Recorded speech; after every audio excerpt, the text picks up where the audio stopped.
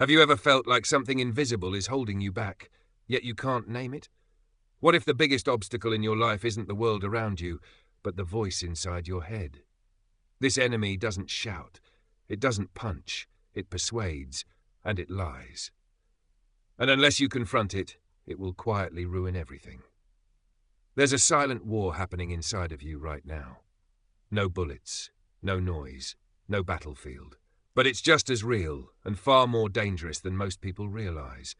This war isn't with your boss, it's not with your critics, it's not with your failures, your past, or even your circumstances.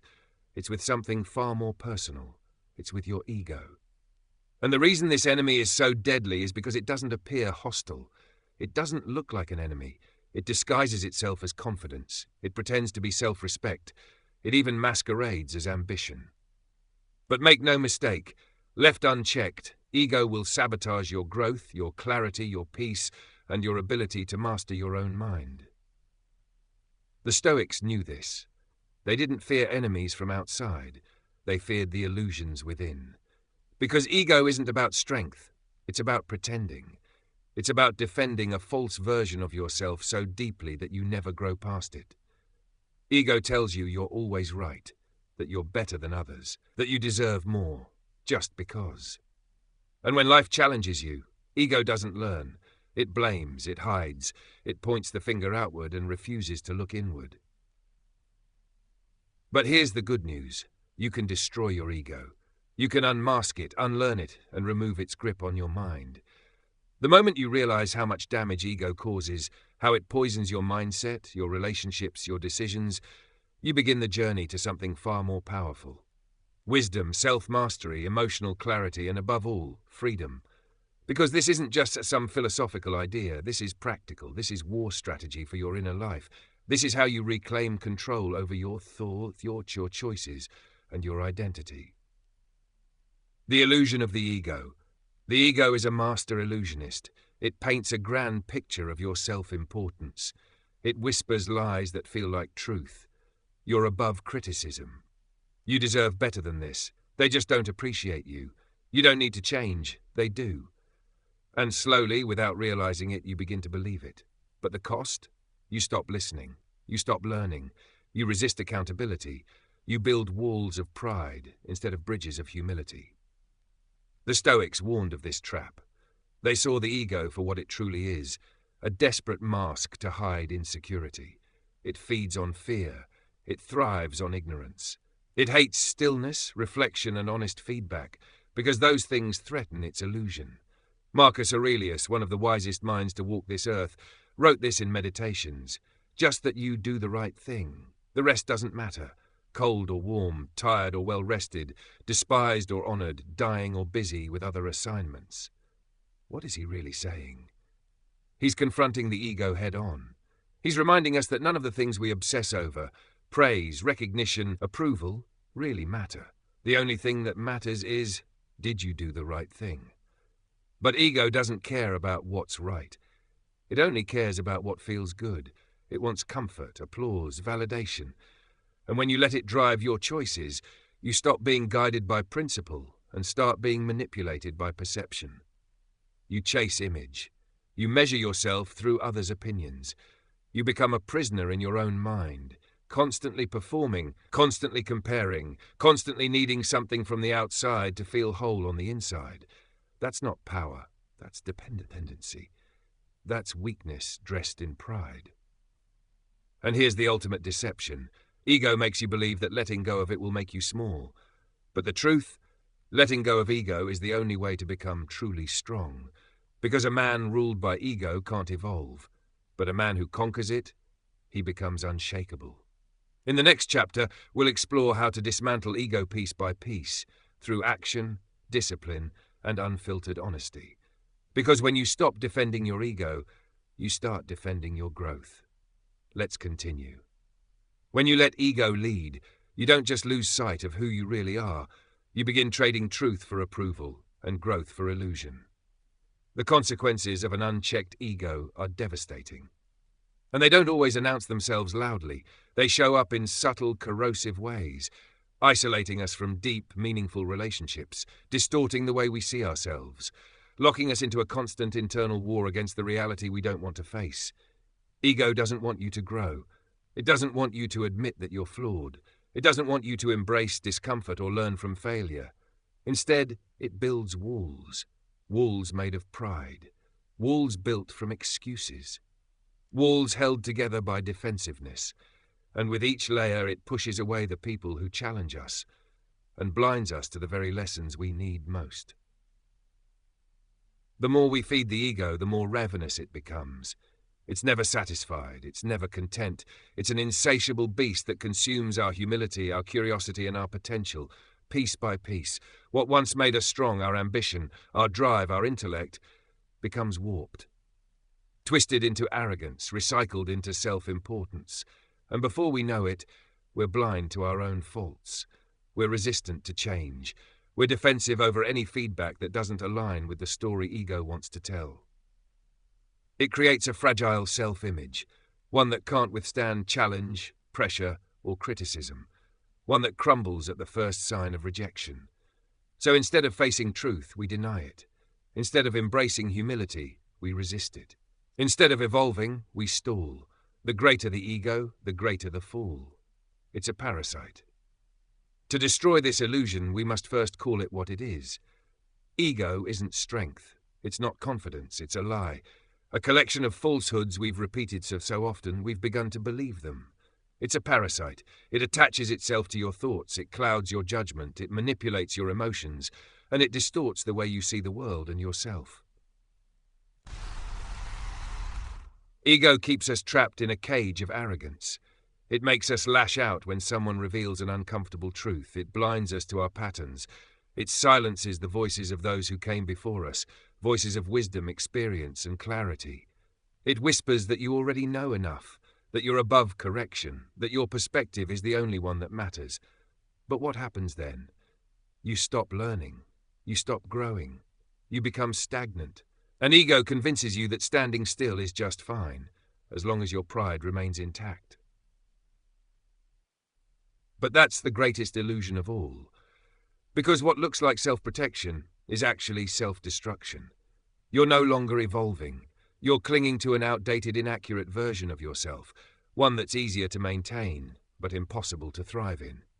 Ego is like an invisible chain, a mental shackle that keeps you bound to false narratives, narratives designed to protect your comfort, not your character.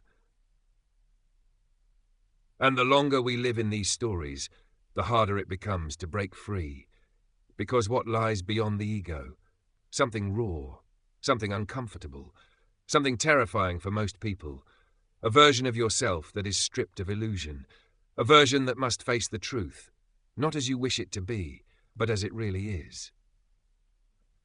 So how do we break the grip of ego? We begin with radical self-awareness. We must analyze our thoughts. We must question our motives. We must ask ourselves the uncomfortable questions. Am I reacting out of pride or out of principle? Am I resisting change because it threatens who I think I am?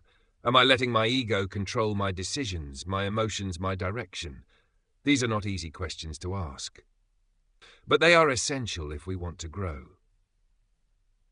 This journey requires something most people lack: humility. And let's be clear, humility isn't weakness. It's not about thinking less of yourself. It's about seeing yourself clearly. It's the ability to say, I was wrong, and not let that confession shatter your self-worth. Humility is strength in its purest form because it allows you to evolve. Humility doesn't beg for approval. It doesn't perform. It doesn't need to justify every mistake. It quietly recognizes blind spots. It embraces feedback.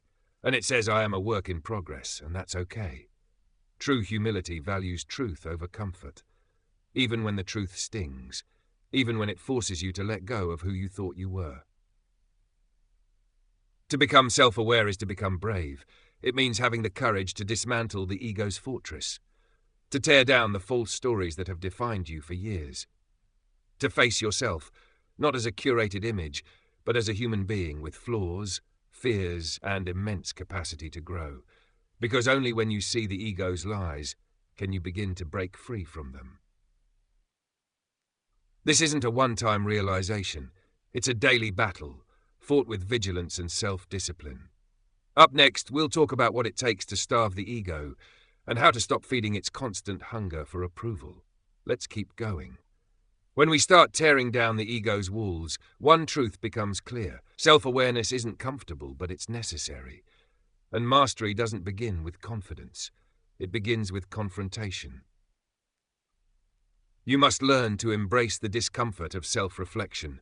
That means actively seeking challenges, not avoiding them. It means inviting criticism and welcoming feedback, not as threats to your pride, but as stepping stones to your highest self. Make no mistake, the ego will resist every time. It will fight to survive. It will whisper lies that sound like truths. You already know enough. You're wiser than them. You don't need to change. And if you're not careful, you'll listen. That's why the pursuit of self-awareness must be relentless. You can't take a day off from your own growth, because the moment you think you've mastered yourself, the ego creeps back in, wearing a new disguise, whispering new reassurances that sound even sweeter than before. And just like that, you're blind again. Destroying the ego is not an event. It's not something you conquer once and never face again. It's a process. A daily, intentional, sometimes exhausting process, built on humility, discipline, and the courage to confront yourself honestly. Every day remind yourself of this.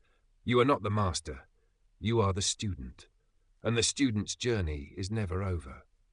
There is always more to learn, more to refine, more to strip away.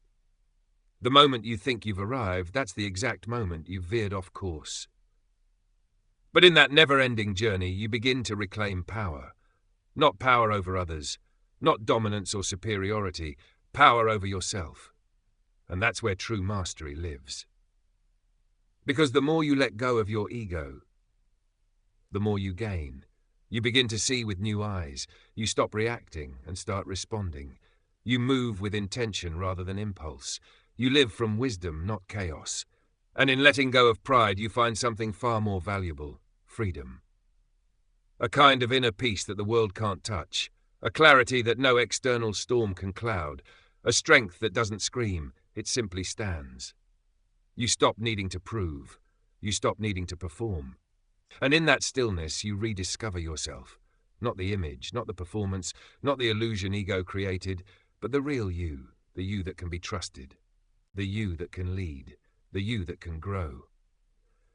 Take a moment, each day, to reflect, not as a punishment, but as a practice. Ask yourself, am I choosing what's right or what looks good? Am I avoiding truth because it wounds my pride? Am I blaming others to protect my image? Then write those answers down. Don't just think them, face them, because the more honest you are, the less control ego has over you. And that awareness, it's how you reclaim your mind. Chapter 2. The destructive nature of ego. Ego is not just a harmless voice in your head. It's not a quirky personality trait. It's not just arrogance in disguise. It is destructive. It poisons your relationships. It twists your ambitions. It damages your sense of identity. It makes you take help as attack. Even when feedback is meant to build you, ego makes you see it as judgment. It turns celebration into resentment. When others succeed, instead of learning from them, you grow bitter. You compare. You collapse inward. It fuels entitlement, making you believe that you deserve success without paying the price in effort or time. It ties your identity to results, to titles, to external applause. And when those things fade, so does your self-worth. That's the trap. Ego convinces you that you are your status, that your value rises and falls with recognition. But that fragile illusion can't survive failure. It crumbles. And when it does, so do you. Ego thrives on comparison, always measuring, always ranking, always judging. Are you ahead of him? Are you better than her? Are you winning? And with every comparison you either inflate or deflate, but in either case you lose, because you're no longer grounded. You're at the mercy of others. The more we indulge the ego, the more we lose control of our emotions. We stop responding with logic. We react with panic. We stop listening. We start defending. We stop growing. We start resisting. We become trapped in a loop of insecurity masked as confidence. Always proving, always performing, always afraid of being exposed. Consider the downfall of the greatest leaders, the brightest minds, the most talented individuals.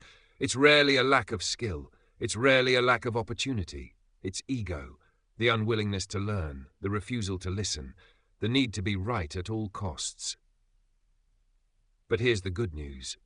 Ego is not your identity. It's a habit, and habits can be broken. In the next chapter, we'll uncover how ego destroys not just careers or confidence, but the very relationships that give life meaning. Let's keep going. When ego becomes your compass, you're no longer guided by wisdom, you're steered by delusion. And history has never been kind to those who follow that path blindly. Go on. Think about it. How many of history's most powerful leaders, kings, emperors, rulers, men who held the fate of nations in their hands, lost everything, not because they were weak or unwise, but because they let their ego silence their reason? How many brilliant minds collapsed under the weight of their own pride? It's a pattern that repeats throughout time. The artist who refuses to evolve because they believe they've reached perfection. The executive who dismisses good counsel because they can't bear to be wrong. The athlete who stops pushing their limits because they assume yesterday's success guarantees tomorrow's victory. These aren't just missteps, they're symptoms of a deeper infection, unchecked ego. And ego has no favorites. It does not care how gifted you are. It makes no exceptions for brilliance. It plays no favorites with experience. Whether you're a beginner or a legend, if ego takes root in your mind, it will find a way to tear you down. It doesn't announce itself. It doesn't come wearing a villain's mask. No, ego destroys quietly. It isolates you from growth. It blinds you to your own weaknesses. It robs you of your ability to receive correction. And once you believe you've reached the top, once you're convinced there's nothing left to learn, that's when the descent begins. It convinces you that you're above correction, that you've graduated from growth, that discomfort is beneath you. This is the most dangerous mindset of all. Why? Because ego imprisons you inside your past achievements. It chains you to the illusion of being finished. And when you stop moving forward, you're not just standing still, you're falling behind. Ego makes you defensive. Even the gentlest feedback feels like an attack. You stop listening, you stop asking, you stop learning. You spend more energy justifying yourself than examining yourself. And in time, you become stagnant, bitter, disconnected from truth, and ultimately disconnected from yourself. That's the tragedy. When ego runs the show, it doesn't just limit your growth, it shrinks your life. You become trapped in the illusion of control, unable to admit the one thing that would set you free, that true mastery of life doesn't come from dominance. It comes from adaptability, from humility, from the courage to evolve. And here's the great paradox of the ego. The more we try to elevate ourselves through it, the more we end up sabotaging the very potential we were trying to prove. Ego whispers that we're self-sufficient, that we don't need help, that asking for guidance is weakness, that being vulnerable is dangerous. And so we isolate ourselves, trapped in the fear that someone might see behind the curtain.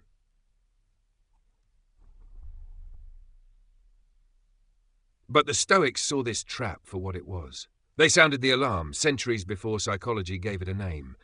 Seneca said it plainly, no man is crushed by misfortune unless he has first been deceived by prosperity. Read that again, because it speaks to how ego thrives not in failure but in success.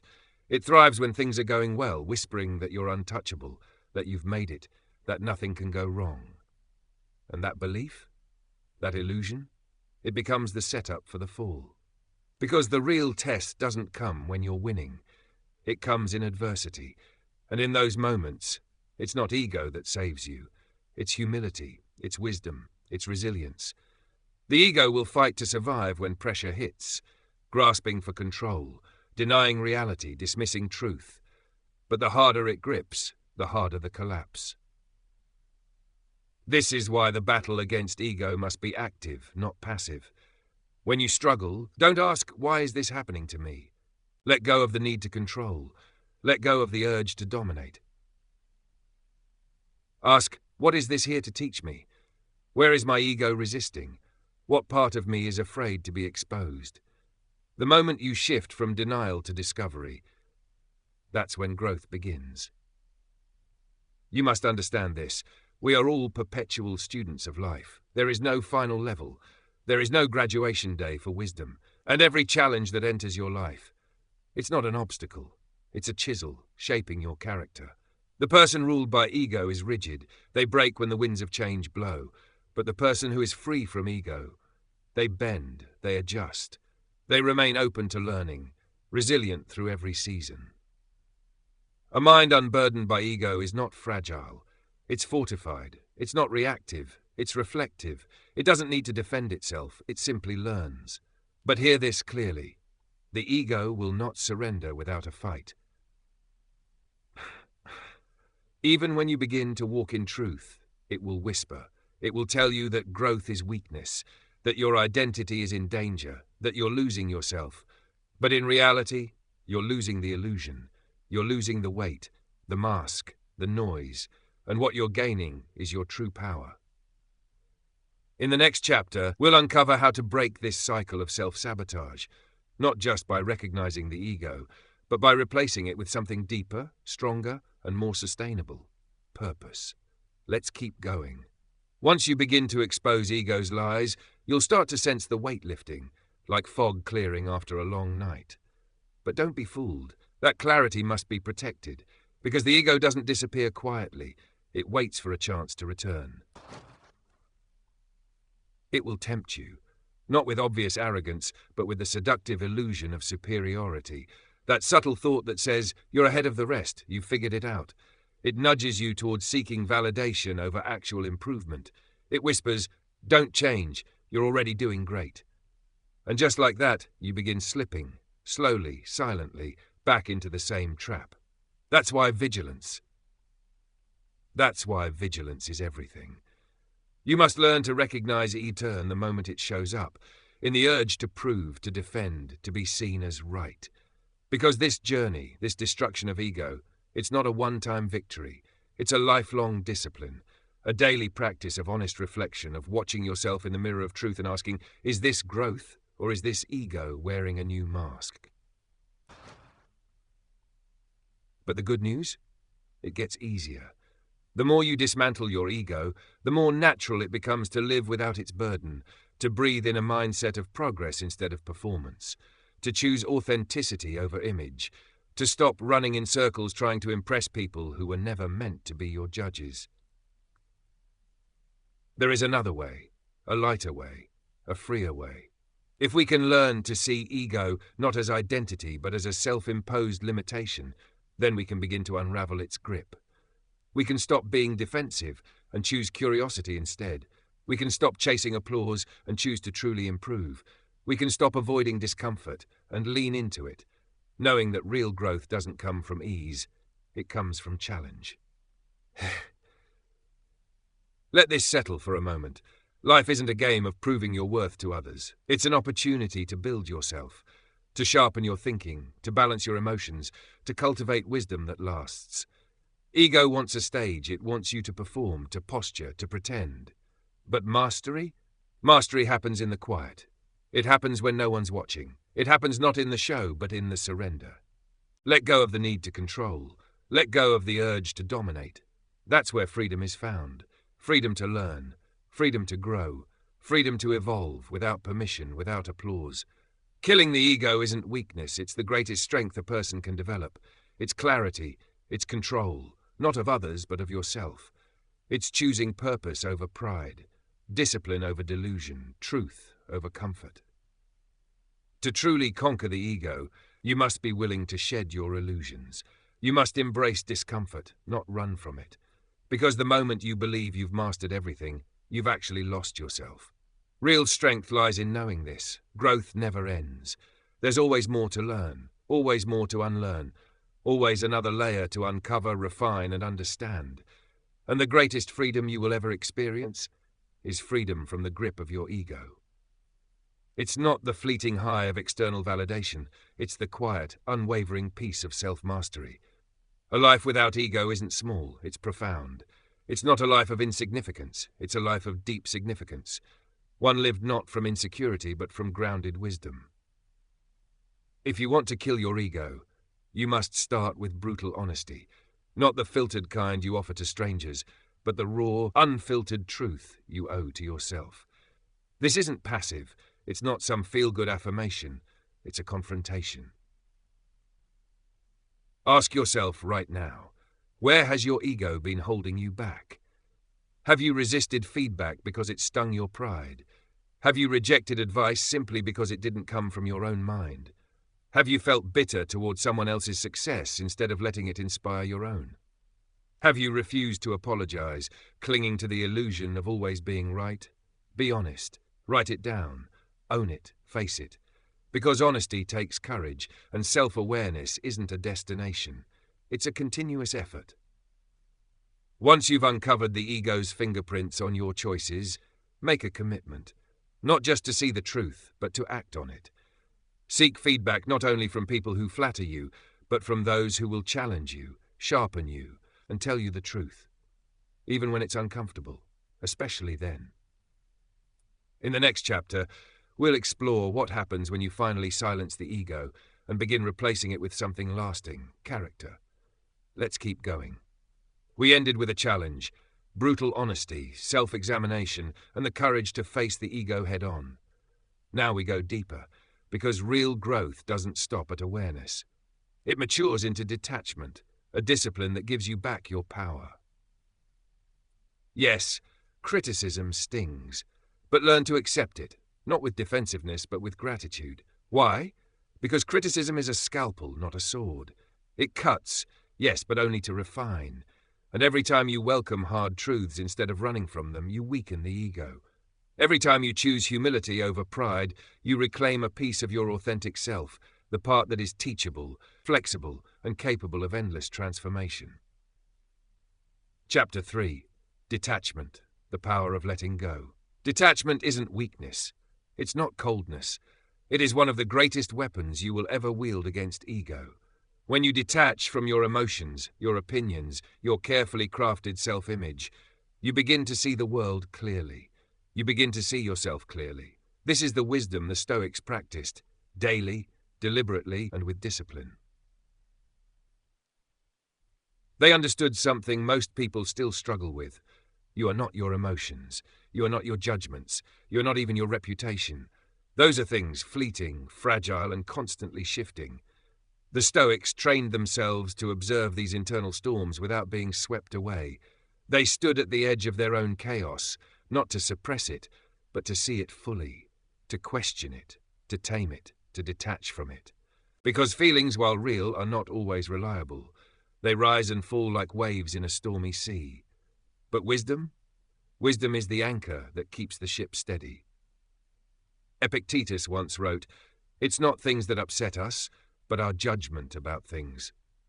Let that sink in. The majority of your suffering? It doesn't come from the event. It comes from the story you tell yourself about the event. That argument, that failure, that rejection. None of them hold power until you give it to them. This is where the ego enters. The ego thrives on attachment. Attachment to your success. Attachment to being right. Attachment to validation, status, and identity. You cling to opinions as if changing your mind is betrayal.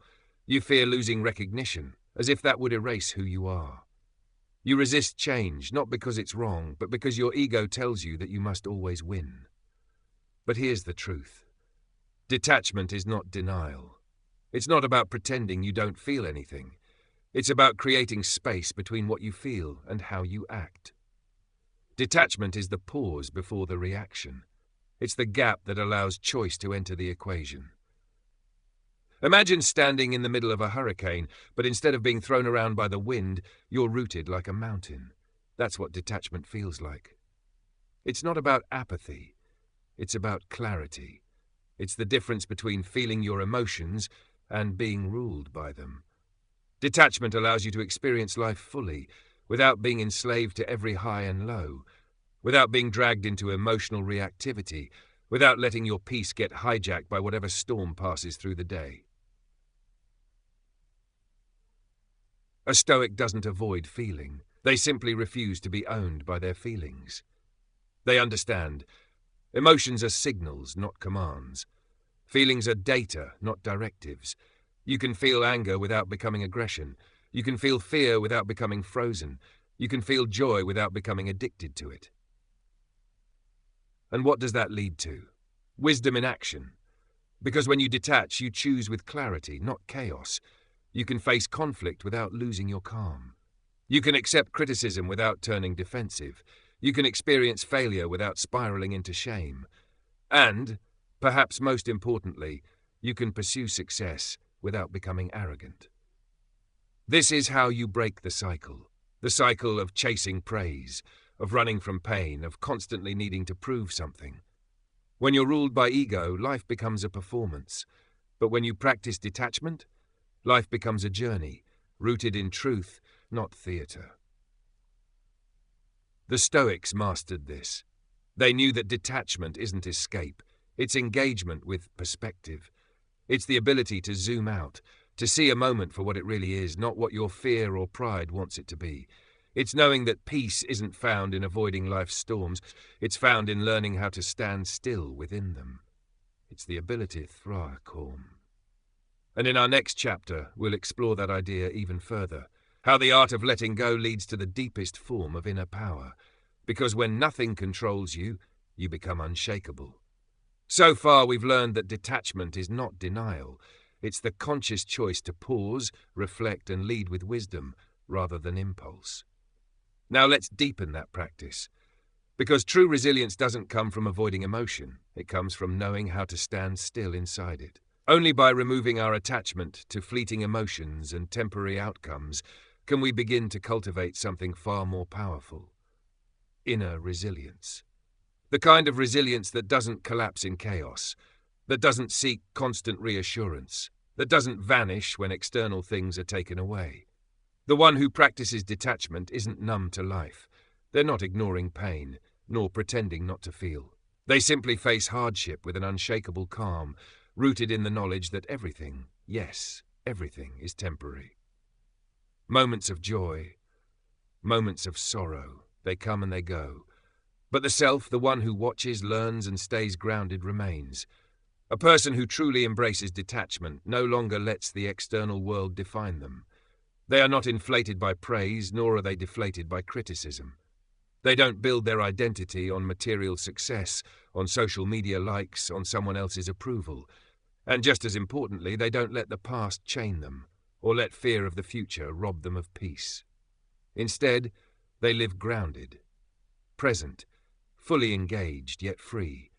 They face setbacks not as signs of defeat, but as lessons dressed in difficulty. They approach victory not with pride, but with humility, knowing that success can vanish as quickly as it came. They no longer measure their worth by money, by fame, or by reputation. They measure it by the depth of their principles.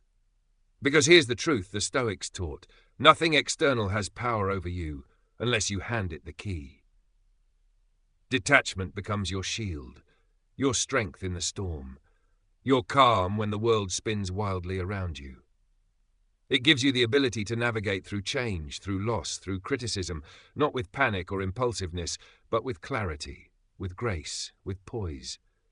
It's not passive, it's powerful, because it means you're no longer reacting to life, you're choosing how to respond. To live detached is to live on purpose, guided by unshakable values, not shifting emotions. It's to wake up each day not asking, what will happen to me? But how will I show up, regardless of what happens?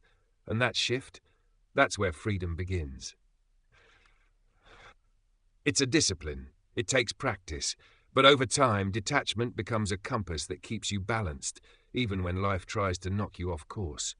So here's a simple but transformative exercise. The next time you feel anger, frustration, insecurity, pause. Just for a moment, observe the emotion and say to yourself, this is just an emotion. It is not me. It will pass. That pause, it's small, but it's everything. Because in that pause, you interrupt the pattern. You create space. You take back the wheel from emotion and put reason, purpose, and wisdom back in charge. The more you practice that pause, the more it becomes natural. And the more it becomes natural, the more you regain control of your life. In that space, between stimulus and response, is where self-mastery begins. That's where your true power lives. The power to remain composed when others explode. The power to choose peace over panic. The power to act intentionally rather than impulsively. The power to lead yourself. And with that kind of power, no chaos can shake you. No insult can break you. No victory can blind you. You stop being a slave to emotion and start becoming the architect of your own mind.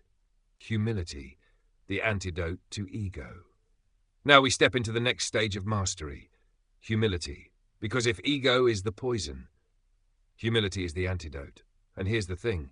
Humility is not about putting yourself down. It's not weakness. It's not insecurity. It's not thinking less of yourself. It's thinking about yourself less. It's the deep, unshakable awareness that you are one small part of something vast, that no matter how much you've learned, there is still more, that no matter how high you climb, there's still room to grow. The moment you believe you've arrived, that you've figured it all out, that's the moment your growth stops cold. Because when you believe you are the smartest person in the room, you stop listening, you stop learning, you stop evolving, and that's when the ego sneaks back in. Disguised as confidence, but rooted in fear. Real confidence, the kind that doesn't need to shout, is built on humility. It's built on the quiet certainty that you are still a student, every single day. That mindset, it doesn't just open the door to wisdom, it holds it open wide. And in the next section, we'll explore how humility not only keeps your ego in check, but actually builds your inner strength faster than pride ever could, because those who walk low often rise the highest. So if humility is the antidote to ego, how do we actually live it? Let's begin with a shift in perspective, seeing ourselves not as finished masterpieces, but as works in progress, always refining, always improving. A humble person doesn't see themselves as lesser. They simply recognize that growth has no ceiling. The Stoics knew this deeply. They practiced humility not through shame, but through the constant remembrance of their own mortality. Seneca once wrote, "You act like mortals in all that you fear, and like immortals in all that you desire." Let that settle in for a moment. What did he mean? That we fear death like humans, but we chase status and validation like we'll live forever. And in doing so, we waste precious time on ego-driven pursuits, arrogance, vanity, superiority. We forget that our lives are short, that each breath is a gift, not a guarantee. And in forgetting this, we inflate ourselves with self-importance. But the moment we remember how temporary this life is, it humbles us. It strips away the illusion of invincibility. It reminds us that chasing validation is one of the greatest distractions from meaningful growth. Marcus Aurelius, one of the most powerful emperors in history, also humbled himself with this truth. He wrote that even the greatest leaders, the ones who ruled vast empires and commanded entire nations, eventually become dust, forgotten, reduced to a name in a book if they're remembered at all. So what does that tell us? If even they fade into history, what makes us believe that clinging to pride and ego will bring us anything more permanent? It won't. Our time here is limited, and the more we obsess over our own importance, the more we rob ourselves of the opportunity to contribute, to grow, to serve. Because humility doesn't mean thinking less of yourself. It means freeing yourself from the exhausting need to prove yourself. It unshackles you from always needing to be right, from always needing to impress, from constantly chasing the illusion of superiority. With humility, you begin to live with ease. You become teachable again. You find joy in learning, not because you're falling behind, but because you're moving forward. You stop performing and start growing. Humility helps us find contentment not in perfection, but in progress. Not in applause, but in quiet, steady improvement.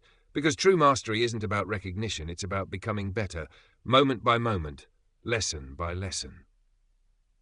The humble soul understands that every experience, every person, every setback is a chance to learn. The wisest people aren't the loudest in the room. They don't insist on being right. They ask questions. They listen closely. They remain open to being wrong, because they know that truth is more valuable than pride. Humility removes the burden of needing to perform. You no longer need to fake your brilliance or hide your flaws. You can walk through life with purpose, not with desperation for approval. But make no mistake, humility is not easy. It requires discipline. It demands self-awareness. It means catching yourself when ego wants to rise again. It's a daily practice of stepping aside from pride, of choosing honesty over image, of leaning into discomfort when it teaches you something. It means celebrating someone else's win without bitterness. It means admitting your mistakes without hesitation. And it means remembering that no single moment defines your worth. Not your failure, not your success, not your worst day, not your best. Humility protects you from stagnation. It keeps you growing. It keeps you open to wisdom, even from unexpected places. It frees you from the invisible cage of arrogance, the one that tricks you into thinking you've arrived, that you have nothing left to learn. But the humble person knows there's always more. More depth, more clarity, more strength. To truly embrace humility, you must detach your self-worth from external outcomes. Your value doesn't come from how loud the applause is. It comes from how honest you're willing to be about where you are and where you want to grow next. And that mindset, that's the soil where real transformation takes root. In the next section, we'll explore how humility isn't just a virtue, it's a strategic advantage. Because those who embrace it don't fall behind, they become unstoppable. So if humility is the compass, then where does it guide us? To a mindset that no longer craves approval, only growth. The truly humble person doesn't chase applause, nor do they crumble when criticized. They understand something deeper, that feedback, whether sweet or stinging, is just information. Nothing more, nothing less. And that information, when received with the right spirit, can transform you. This mindset builds a rare kind of resilience, one that allows you to stand tall even when the world shakes around you. You no longer avoid challenges, you welcome them, because you know the truth. Struggle is the toll you pay for mastery. The humble don't run from discomfort. They lean into it, because discomfort is a doorway, and stepping through it is the only way to shatter limits and unlock new levels of understanding. Humility becomes not just a posture, but a path that leads to strength, to clarity, and to peace. When ego no longer chains you, you become truly free, free from needing everyone to like you, free from fear of failure, free from the pressure to prove. You develop an inner steadiness, a kind of quiet strength that doesn't rise and fall with praise or criticism, because your worth is no longer determined by other people's opinions. It's measured by something far more enduring, the depth of your character. It's a teacher. You stop asking, how do I look to them? And you start asking, how deeply am I growing? How honest am I being? That shift is where the transformation begins. Because now failure is no longer a threat, it's a teacher. Now criticism is no longer an attack, it's an opportunity. You cultivate a mind that's open, flexible, and always curious. Not fragile, not defensive, but strong in its self-awareness. You stop wasting energy defending your pride. Instead, you invest that energy into refining your thoughts, sharpening your skills, deepening your understanding, and the results? A clear mind, a lighter spirit, a life that becomes an unfolding journey of growth, instead of a ruthless competition for significance. You begin to move through life with a quiet grace, not needing to dominate, not needing to impress, but simply driven by a deeper hunger for truth and wisdom. And ironically, that's what makes others respect you. The most powerful people aren't the ones shouting for attention. They're the ones who walk in quiet strength, who listen before they speak, who remain open to learning even when they're leading. That's true mastery. That's where the ego ends and where wisdom begins. Because in that space, you find something even greater than control. You find peace. Not the fleeting kind that comes from applause, but the kind that comes from knowing who you are without needing to prove it. Humility reveals the essence of leadership, not through domination or force, but through understanding, service, and the ability to uplift those around you. The ego thrives on comparison, but humility dissolves that need. You no longer ask, am I better than them? You ask, am I better than I was yesterday? It allows you to let go of past mistakes without guilt, to approach the future without fear, and to engage the present with a clear mind and an open heart. Humility is not just a personality trait, it's a way of life. A compass that constantly points you back to what really matters. Growth, service, integrity, freedom. Every morning remind yourself, you are not owed anything. You are not above anyone. You are here to learn, grow, and serve. Let that be your daily practice, because the more you embrace humility, the less control the ego has over your life. And once you've cultivated humility, you're ready to take the next step, mastering the mind. Because destroying the ego isn't about becoming passive or weak. It's about developing the strength to control what truly matters, your thoughts, your emotions, and your reactions. Let's dive in. Once humility has paved the way, we're ready for the deeper challenge, mastering the mind. Because it's not enough to silence the ego, we must also train the mind it once controlled. The ego whispers to us in dangerous ways that we must always be on guard, that we must always seek validation, that we must always look like we're winning. But here's the truth. True strength isn't reactive, it's restrained, disciplined, silent. It's the kind of strength that doesn't scream for attention, but commands respect through calm presence and unwavering clarity. When you destroy the ego, you don't become weaker, you become focused, a master of your own energy.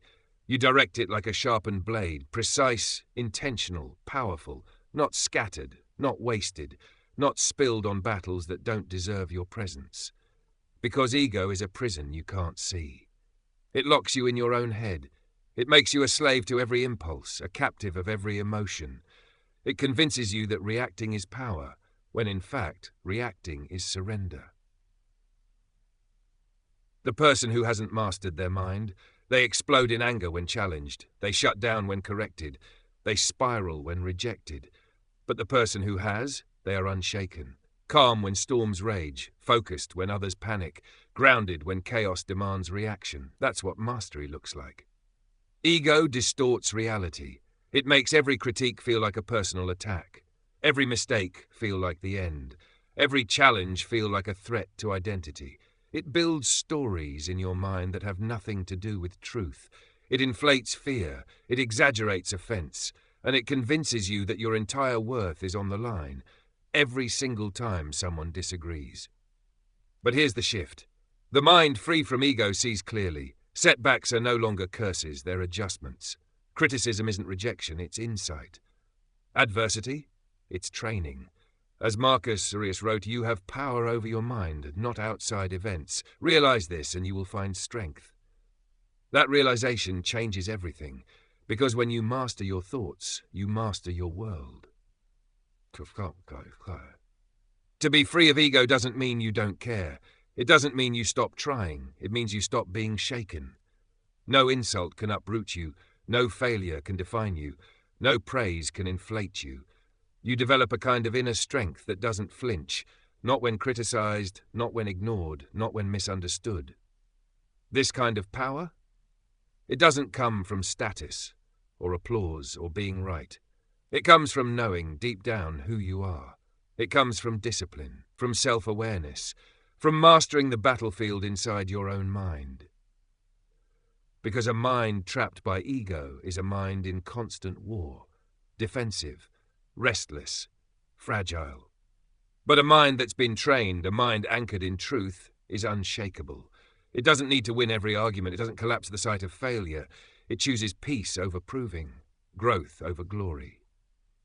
This transformation begins with awareness. But awareness is only the first step. You must practice, daily. Discipline your thoughts, catch your emotional reactions before they erupt, question your assumptions, challenge your narratives, ask yourself, is this ego speaking or truth? Am I defending myself or avoiding growth? Do I need to win this, or do I need to learn something? Mastery means choosing stillness over noise, presence over performance, patience over pride. It means developing an inner voice that doesn't flatter, but tells the truth. A voice that doesn't justify everything you do, but asks, was that the best I could be?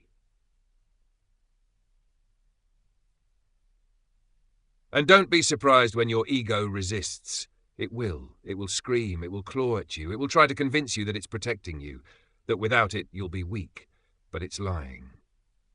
The more you challenge it, the quieter it gets. The more you observe without reacting, the more control you gain. This is the discipline of mastering the mind, and it's the foundation for becoming unshakable. But before you can truly rise above the ego's grip, you must confront its illusions at the root. You must expose its lies and reclaim the peace it's been hiding from you. Let's go deeper. The ego thrives on certainty. It feeds on rigid identity, on false stories we tell ourselves just to feel powerful. It clings to titles, labels, and illusions, whispering, "You're already strong. You don't need to change. This is just who you are." But that's not strength. That's stagnation. Real strength begins with the courage to question, to look in the mirror and ask, is this really who I am, or just who I've told myself I need to be? Mastery demands self-examination, relentlessly. It calls us to confront the ego's tricks, the need to always be right, the urge to seek validation, the habit of reacting defensively. You must be willing to dismantle your own narrative, to tear down the false walls you built for safety, and rebuild from a place of truth. Not ego, not pride, not fear. Truth. Because power doesn't come from performing, it doesn't come from being seen as strong. It comes from being so deeply rooted in who you are that no opinion, good or bad, can shake you. That's inner power. It doesn't need to be announced. It doesn't require applause. It lives in your calm, in your restraint, in your ability to respond, not react. The truly strong don't need to broadcast their strength. They don't fight to be right. They don't shout to be heard. They embody confidence in quiet, deliberate action. They choose what matters. They let go of what doesn't. And the more you practice this kind of mastery, the more you begin to see what control really means. It's not about dominating others. It's about mastering yourself. It's about choosing stillness when provoked, choosing discipline when tempted, choosing clarity when confused. It's about enduring discomfort without falling apart, facing hardship without letting it harden you, walking through uncertainty without fear, because your peace no longer depends on the external. True power doesn't erode under pressure. It expands. That power lives in your choices, the ones you make when no one is watching, the way you treat others who can do nothing for you, the way you speak to yourself when you fail, the way you keep going even when the world says stop. This is the foundation of mastery, to live unshaken, to carry peace inside even when storms rage outside, to be free from the noise of needing to prove anything. And yes, it's hard. The path of ego is easier in the moment. It's loud, it's familiar, it feels like protection, but in the long run it's a trap. The path of mastery, it's quieter, slower, but infinitely more rewarding.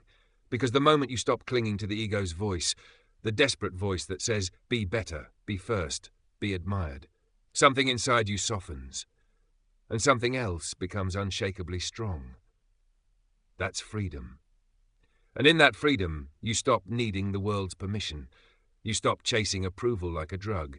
You stop fearing failure, because you know now, it's not about appearances. It's about becoming. So next time your emotions flare up when someone offends you, rejects you, or questions you, pause. Take one breath. Then ask yourself honestly, is this my ego talking, or is this a moment for growth? If it's ego, speak with calm, act with reason, respond with strength, not defensiveness. That's how you win the inner war. But the ego has one more trick. Perhaps it's most dangerous of all. It makes you believe you can control everything, that you can bend the world to your will. Let's uncover the illusion of control. The illusion of control is seductive and dangerous. The ego whispers you can control it all, the outcomes, the timing, the way people see you. But the more you cling to that illusion, the more you suffer, because life doesn't answer to your ego. It never did. Never did.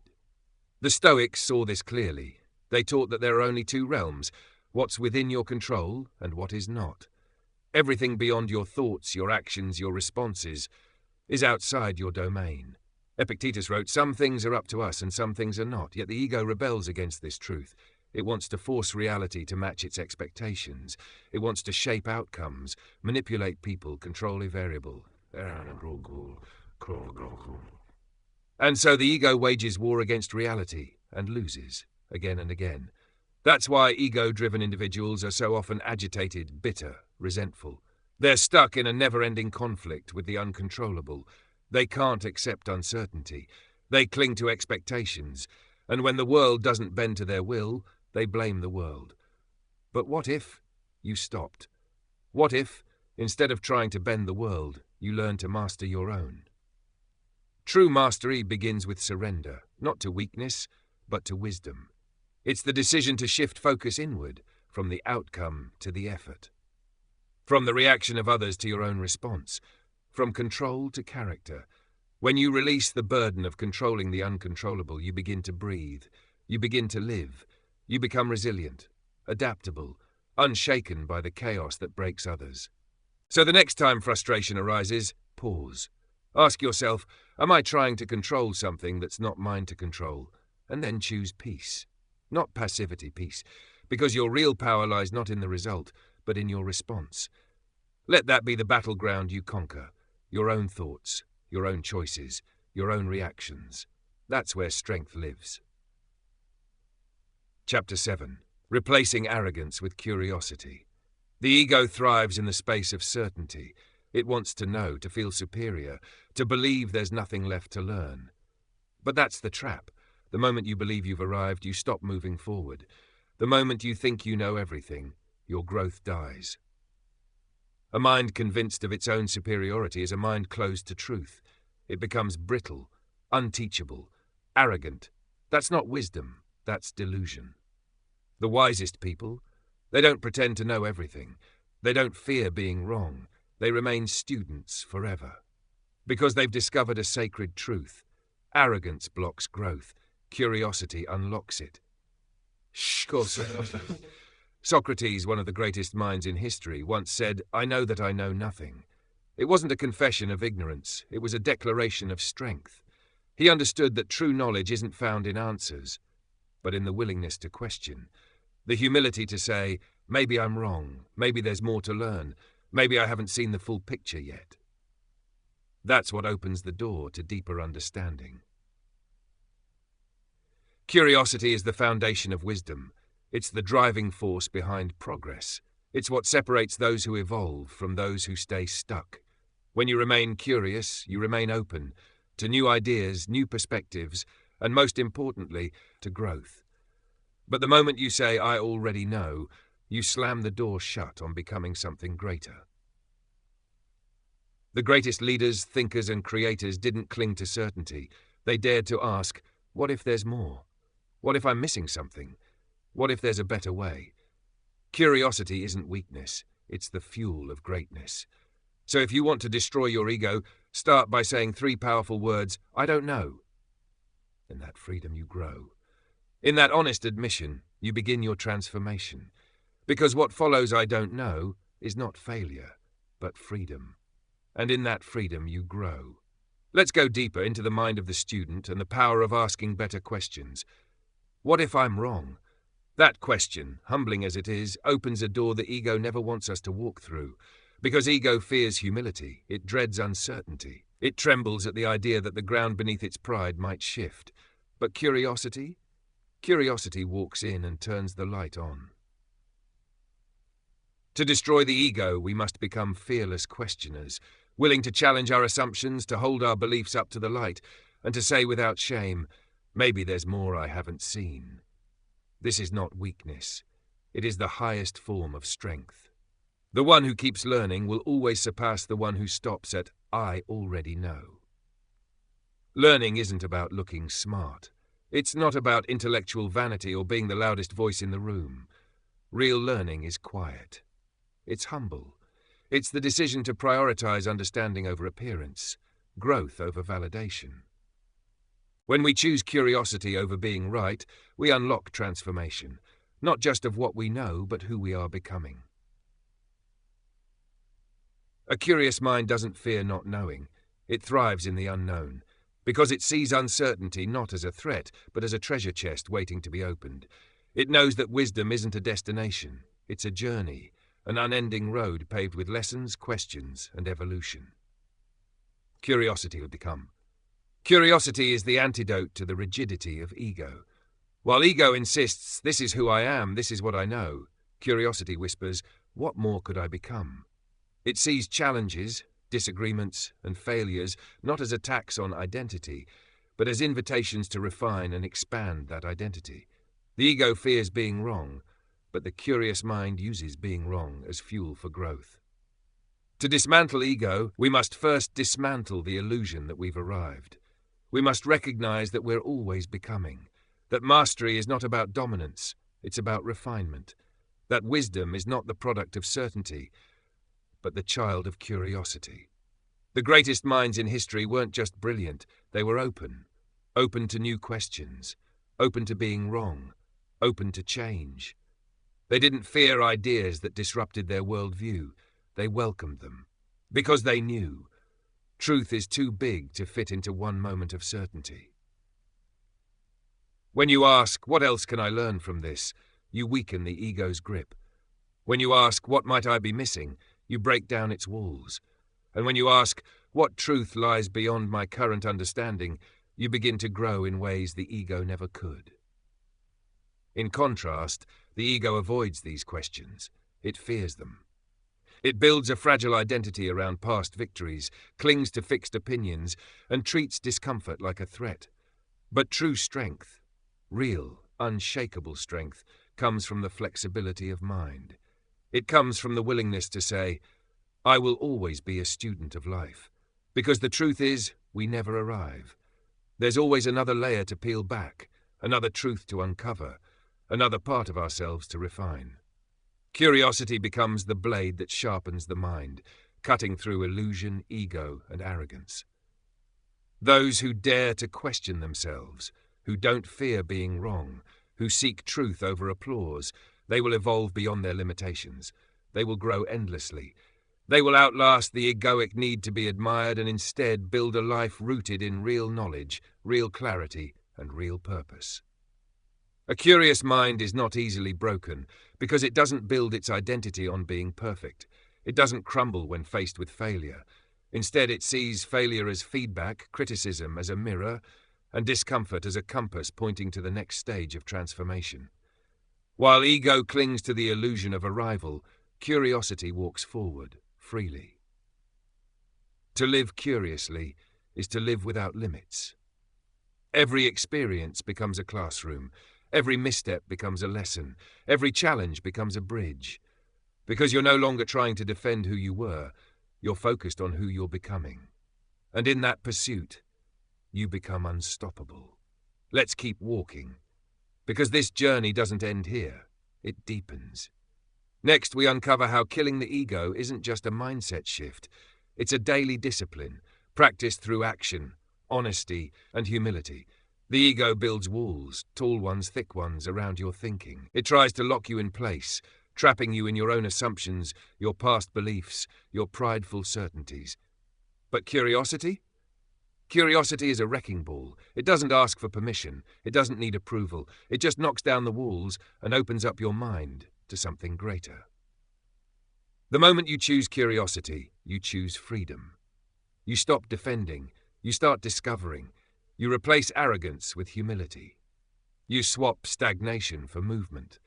You exchange the need to be right for the joy of learning something new. This is what it means to evolve. The curious person commits not to being impressive, but to being better. Better than they were yesterday. More aware, more honest, more refined. So challenge yourself every single day. Ask the question, could I be wrong about this? Don't fear the answer. Let it shape you. Talk to people who think differently. Don't just argue. Don't just debate. Listen. Listen to understand, not to win. Let every conversation be a classroom. Let every experience be a chance to sharpen your awareness. Not because you want to look wise, but because you want to become wise. That's the path of transformation. Chapter 8. The Power of Stillness. The ego cannot sit still. It fears quiet. It fears reflection. It fears what it might hear if the noise stopped, so it clings to movement, to distraction, to the illusion that being busy means being valuable. But here's the truth. The mind ruled by ego is always restless. It races. It craves validation. It escapes itself. Stillness, on the other hand, is a revolution. To sit in silence, to sit with yourself, is one of the most powerful acts of self-mastery. Stillness is where ego dies. Not in a loud confrontation, but in quiet surrender. Because only in stillness can you truly see. Only in stillness can you observe your thoughts without judgment. Can you recognize patterns? Can you hear the quiet voice underneath all the noise? Marcus Aurelius knew this. In his Meditations he wrote, "Nowhere can man find a quieter or more untroubled retreat than in his own soul." He understood the secret. Peace is not external. Peace is internal. When you practice stillness, you create space. Space between thought and reaction, between emotion and action, between who you were and who you're becoming. In that space, you take back power. You begin to realize how much of your pain was self-created, how much of your anxiety was fueled by ego's demands, how much of your exhaustion came from fighting things you could simply release. Stillness allows you to reclaim your clarity. But stillness is not just silence. It is not just closing your eyes and breathing. It is training your mind to remain calm, even when the world around you is chaos. It is the art of pausing before speaking, the discipline to observe before reacting, the strength to listen without forming a defense. Stillness doesn't weaken you. It prepares you. It refines you. It grants you the superpower of intentional response. In a world obsessed with motion, stillness is rebellion. While the ego scrambles to be seen, stillness builds unseen strength. The deeper you go into stillness, the more your vision sharpens. You begin to see what matters and what doesn't. You begin to understand that wisdom isn't born in the noise, but in the quiet places of your soul. A still mind is a powerful mind. It cannot be seduced by distraction. It cannot be manipulated by fear. It cannot be pulled apart by ego's games. So here's your invitation. Set aside time, not to scroll, not to speak, but to sit. Sit with yourself. Watch your thoughts. Breathe. Be. In that sacred space of stillness, you'll begin to discover the most powerful version of yourself. Not the one who reacts, but the one who chooses. And the more you choose stillness, the more you reclaim your strength. Because stillness isn't where your power ends. It's where it begins. In the next chapter, we'll go even deeper, into the discipline of choosing clarity over chaos, peace over performance, and purpose over pride. Each day, give yourself the gift of silence. Not 5 minutes of scrolling, not sitting with music in the background, but true silence. No phone, no distractions, no noise, just you and your thoughts. Because in that quiet space, you begin to remember who you are beneath the layers. You begin to see clearly what the ego hides, your patterns, your fears, your truth. When strong emotions rise, don't rush to speak. Pause. Breathe deeply. Feel the weight of the emotion, but don't let it dictate your response. This is the discipline of stillness. And at the end of every day, return to reflection. Ask yourself, what did I learn today? How did my ego try to control me? Did I respond with wisdom or impulse? This is how transformation begins. Not all at once, but moment by moment, through quiet honesty, through intentional awareness.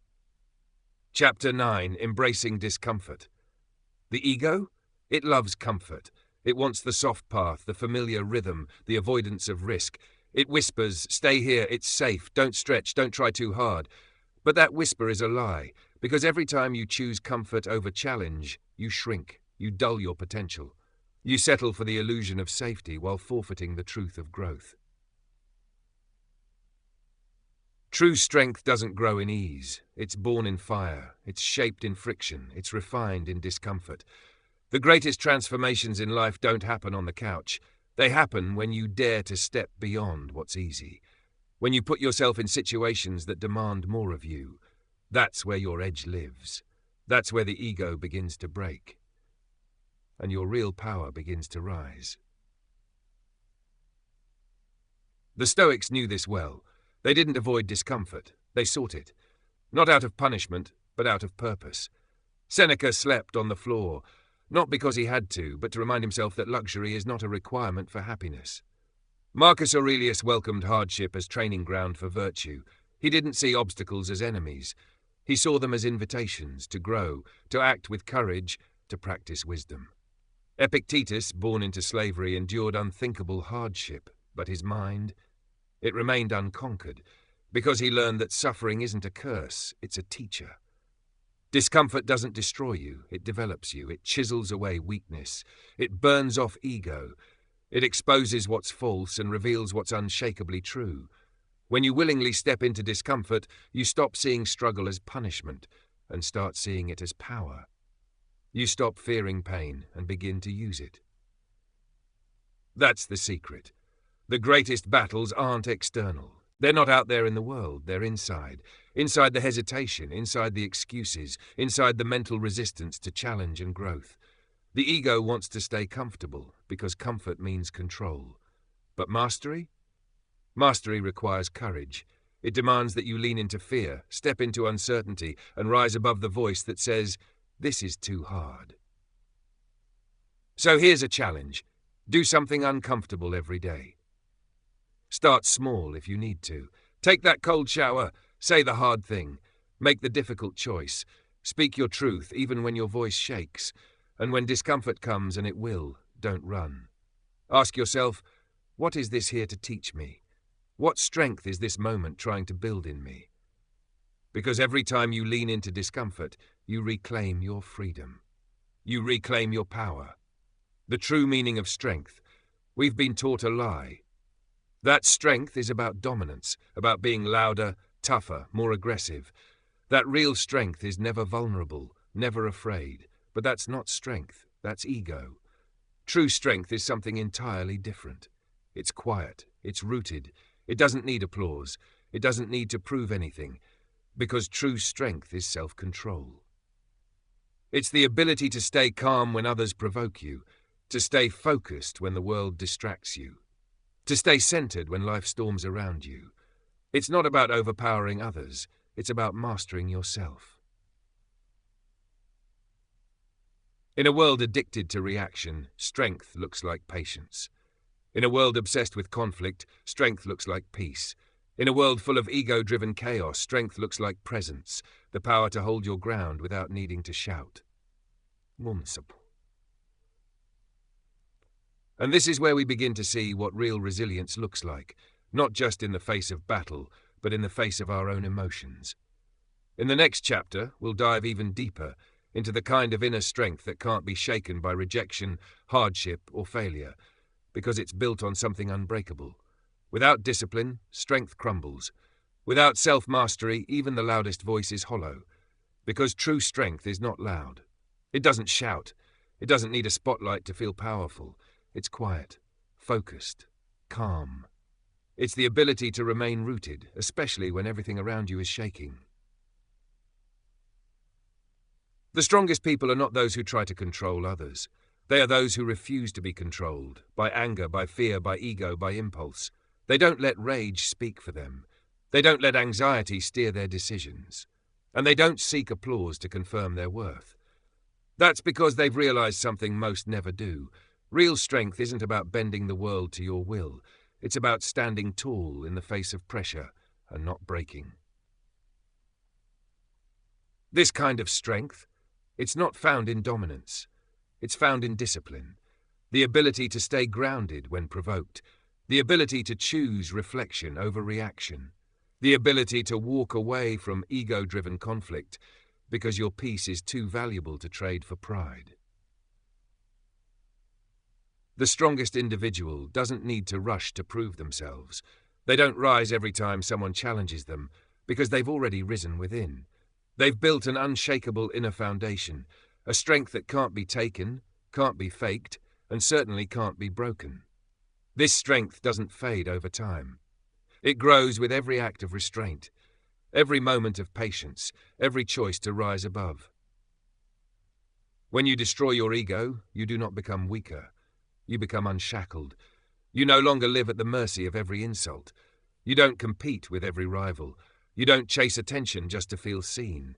You become free, free from insecurity, free from the exhausting chase for approval, free from the fragile identity that depends on how others see you.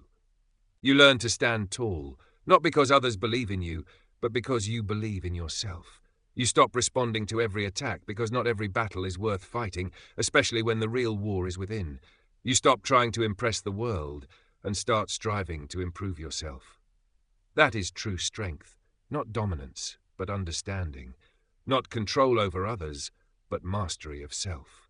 The strongest souls in this world walk with quiet confidence, not because they never feel fear, but because they no longer allow fear to dictate their direction. They feel pain, but don't become it. They endure suffering, but refuse to be defined by it. They've realized that vulnerability is not weakness. It's a sign of courage. So train yourself to stay composed, no matter the chaos. That's strength. Speak calmly when insulted. Pause when tempted. Admit when you're wrong. That's strength. Strength is not found in performance, but in presence. Not in being admired, but in being authentic. This path, it isn't walked once. It's chosen daily. Every day you wake up, you must choose again. Will I serve my ego or will I serve something greater?